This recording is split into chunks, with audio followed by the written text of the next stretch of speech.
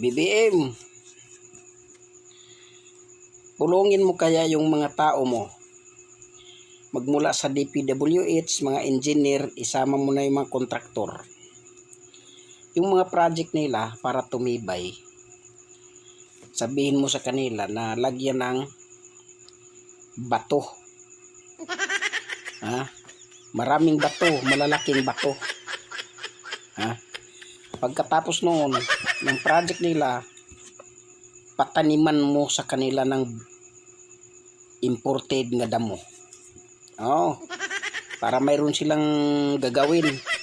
Hindi yung patulog-tulog lang. Pagkatapos ng project, patanimin mo sila ng imported nga damo. Para yung mga tao na mamasyal, maganda tingnan, hindi mainitan, maliliman sila doon sa damo na yon.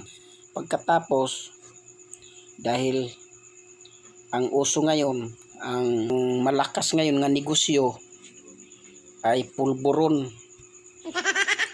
Pulburon. Diba? Magkaroon ng negosyo yung mga tao doon, pulburon. Magtinda na rin sila ng coke. Para pagkatapos nila magpulburon, mag-coke.